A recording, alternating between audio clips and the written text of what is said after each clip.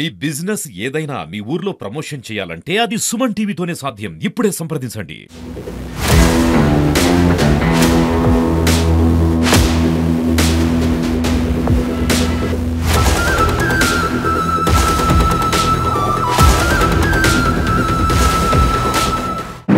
మనం Bhainsa sub collector Sanket Kumar sir దగ్గర ఉన్నాము.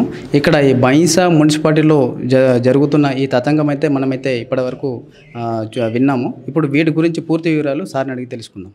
సార్, ఇప్పుడు బైన్సా మున్సిపాలిటీలో ఇప్పుడు ఏదైతే లేబర్స్ ఉన్నారో వాళ్ళు ఈ రోజు నుంచి పనికి వెళ్ళడం లేదు. ఎందుకంటే వాళ్ళ పిఎఫ్ కొన్ని రోజుల నుంచి రావట్లేదని చెప్పేసి వాళ్ళు చెప్తా ఉన్నారు. దానిపైన ఒకసారి మీరు చెప్పండి. అందరికీ నమస్కారం అండి. ఈరోజు ఉదయం మున్సిపల్ కౌన్సిల్ బైన్సా ఎదుట మన శానిటేషన్ వర్కర్స్ అందరూ కూడా ప్రొటెస్ట్ కోసం దిగారు. దానికి రిలేటెడ్ కొన్ని ఇష్యూస్ వాళ్ళు చెప్పడం జరిగింది.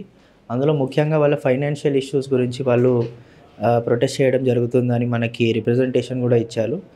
ఇందులో ముఖ్యంగా ఫస్ట్ ఏంటిదంటే వాళ్ళ ఇష్యూది యాజ్ పర్ జియో ప్రకారం వాళ్ళకి రావాల్సిన వేతనం ఏదైతే ఉందో అది దానికంటే వాళ్ళకి తక్కువగా వస్తుంది. ముఖ్యంగా అది. దాని తర్వాత వాళ్ళకి ఏదైతే పిఎఫ్ నుంచి కట్ అవుతున్న డబ్బులు ఏవైతే ఉన్నాయో అది వాళ్ళ పిఎఫ్ అకౌంట్స్లో పడట్లేదు. అలాగే ఇతర విషయాలు వాళ్ళ సేఫ్టీ రిలేటెడ్ వాళ్ళకి కిట్స్ ఇవ్వకపోవడం, వాళ్ళ అటెండెన్స్ కూడా మాన్యువల్గా తీసుకొని ఆఫ్లైన్ అటెండెన్స్ తీసుకోవడం అనేవి కొన్ని ఇష్యూస్ వాళ్ళు రిప్రజెంటేషన్ లాగా ఇచ్చారు. సో ఆ రిప్రజెంటేషన్ కూడా మనం ఇచ్చేసి ఆల్రెడీ మనం కలెక్టరేట్కి additional collector local bodies who is the special officer for municipality Bhainsa వాళ్ళు కూడా ఫార్వర్డ్ చేయడం జరిగింది.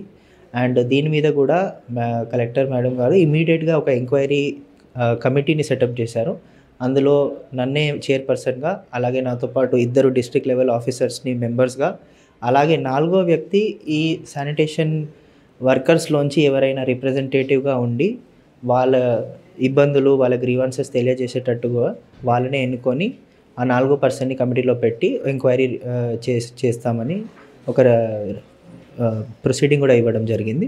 సో దీని తర్వాత మనకి నెక్స్ట్ స్టెప్ ఏంటంటే ఎంక్వైరీ యాజ్ అ చైర్పర్సన్ నా ఆధ్వర్యంలోనే ఎంక్వైరీ కమిటీ సెట్ చేసి ఎనీ అదర్ ఇన్ఫ్లుయెన్స్ మున్సిపాలిటీ నుంచి కూడా లేదా ఎక్కడ లోకల్ వాళ్ళు ఎవరు కూడా ఇన్వాల్వ్ చేయకుండా ఓన్లీ ఎవరైతే గ్రీవెన్సెస్ చేసే వాళ్ళు ఉన్నారో వాళ్ళతో పాటు డిస్ట్రిక్ట్ లెవెల్ ఆఫీసర్స్ అండ్ నేను మాత్రం ఎంక్వైరీ స్టార్ట్ చేస్తాం. సార్, ఇప్పుడు ఈ శానిటేషన్ వర్కర్ దగ్గర నుంచి జీతాలు పెంచుతామని చెప్పేసి ఒక్కొక్కరి దగ్గర నుంచి 2,500 2,500 అట్లా తీసుకున్నారని చెప్పేసి వాళ్ళు ఆరోపణలు చేస్తూ ఉన్నారు.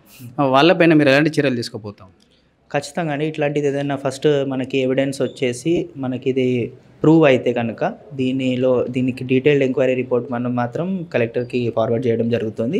And as per rules this is against any kind of activities that should be undertaken by any government employee. ఇది కనుక ప్రూవ్ అవుతుంది అని అంటే మాత్రం చాలా కఠిన చర్యలు తీసుకుంటారు. And it can even lead to removal of that person from the office. And ఇందుకు ఫస్ట్ మనకు కావాలి బట్ బిఫోర్ వి కన్క్లూడ్ దీనికి మనకి ఎవిడెన్స్ గ్యాదర్ చేయడం అనేది ఇంపార్టెంట్. చాలామంది కూడా మనకి ఓరల్గా చెప్పడం జరిగింది. సో ఈ ఎంక్వైరీలో భాగంగా మనం వాళ్ళ దగ్గరికి వెళ్ళేసి వాళ్ళు ఎవరికి ఇచ్చారు, ఎప్పుడు ఇచ్చారు, ఏ రూపంలో ఇచ్చారు మనకి అట్లాంటి ట్రాన్స్ఫర్స్, అండ్ వాళ్ళు తీసుకున్న వాళ్ళు కూడా ఎందుకు తీసుకున్నారు అనేది కూడా మనం క్వశ్చన్ చేయడం జరుగుతుంది. అవన్నీ కూడా డీటెయిల్డ్గా ఎంక్వైరీ రిపోర్ట్లో మనం ఎక్స్ప్రెస్ చేస్తామండి. సార్, ఇప్పుడు కొందరు శానిటేషన్ వర్కర్స్ ఆల్రెడీ వాళ్ళు అంటే 60 ఏజ్ దాటిన తర్వాత మళ్ళీ వాళ్ళని పనిలోకి తీసుకుంటాము, 30,000 ఇస్తే 30,000 ఇస్తే మిమ్మల్ని మళ్ళీ పనిలోకి తీసుకుంటామని అక్కడ చెప్తా ఉన్నారట. వాళ్ళు బయట ఇప్పుడు ఆరోపణలు చేస్తూ ఉన్నారు. దాని గురించి కూడా ఒకసారి చెప్పండి. ఈ కేసు ఒక వర్కర్కి రిలేటెడ్ అండి. వాళ్ళు కూడా నాతో వచ్చి స్వయంగా కలవడం జరిగింది. నేను కూడా వాళ్ళతో మాట్లాడాను. వాళ్ళ ఇబ్బంది ఏంటంటే యాజ్ పర్ మన గవర్నమెంట్ నామ్స్ ప్రకారం 60 years అబవ్ ఉంటే వాళ్ళకి యాజ్ మనకి ఎట్లయితే గవర్నమెంట్లో రిటైర్మెంట్ ఉంటుందో శానిటేషన్ వర్కర్స్కి కూడా అలాగే ఉంటుంది. సో వీళ్ళు చెప్పేదాని ప్రకారం వీళ్ళకి ఇంకా 60 years అవ్వలేదు. వాళ్ళకి ఇంకా he's maybe 55 or 56 years old. So అతన్ని 60 years అయిపోయిందని తప్పుడుగా తీసేశారు. సో అలా తీసేసి మళ్ళీ జాయిన్ అవ్వాలంటే వాళ్ళని ఎవరో పర్సన్ ఫ్రమ్ ద ఆఫీస్ వాళ్ళని ఈ 30,000 అనేది ఏం అమౌంట్ డిమాండ్ చేయడం జరుగుతుందని వాళ్ళు ఆరోపణ చేస్తున్నారు. సో అది కూడా మన కమిటీ రిఫైలో ఒక టర్మ్స్ ఆఫ్ రిఫరెన్స్ లాగా పెట్టుకొని దాన్ని కూడా ఎంక్వైరీ చేస్తాము.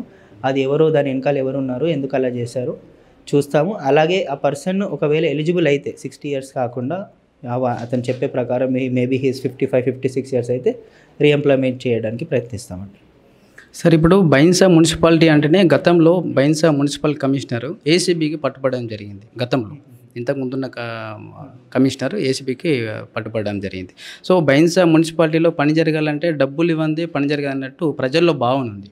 సో మీరు ట్రాన్స్పరెన్సీ మెయింటైన్ చేయాలని, ప్రజల్లో ఆ భావన తొలగించాలంటే మీరు ఎలాంటి చర్యలు తీసుకోబోతూ ఉన్నారు?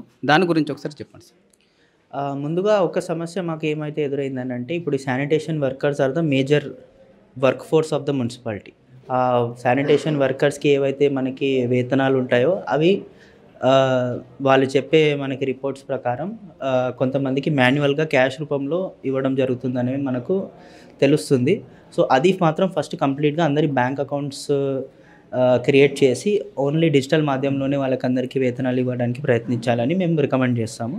సెకండ్ ఏంటంటే, ఇంకోటి మనకి అటెండెన్స్ కూడా మనకి మాన్యువల్ రూపంలో తీసుకుంటున్నారని చెప్పేసి ఇంకో కంప్లైంట్ అనేది వస్తుంది. అది మాత్రం online attendance system either finger print ద్వారా లేదా ఫేషియల్ ఐడి రికగ్నిషన్ ద్వారా వాళ్ళకి ట్రైనింగ్ ఇచ్చేసి తీసుకుంటుంటే ఇట్లాంటి మల్టిపుల్ డూప్లికేట్ బెనిఫిషరీస్ అయినా ఎక్కడైనా లీకేజెస్కి అయినా అరికట్టవచ్చు, ట్రాన్స్పరెన్సీ పెంచవచ్చు అని చెప్పేసి అది కూడా రికమెండ్ చేస్తామండి. ఒకవేళ ఇలాంటిది ఏదైనా మన ఎంక్వైరీలో తేలినట్లయితే.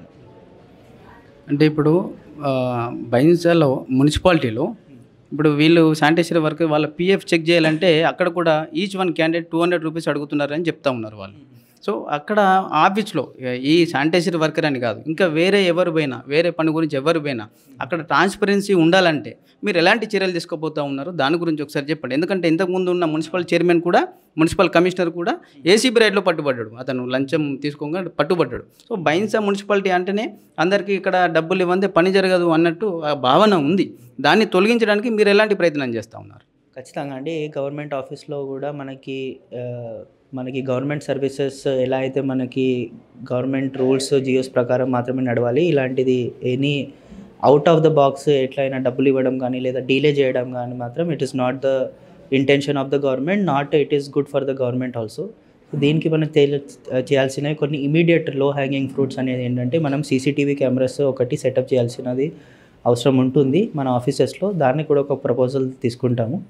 ఎంక్వైరీ రిపోర్ట్లో మేము కూడా ఒకవేళ అక్కడ సీసీటీవీ కెమెరాస్ ఎక్కడైనా లేవు ఆఫీస్ స్పేసెస్లో అంటే కూడా దాన్ని కూడా ఆ లొకేషన్స్ ఐడెంటిఫై చేసి అక్కడ కూడా ఇట్లా ఇన్స్టాల్ చేయాలని చెప్పి రికమెండ్ చేస్తాము.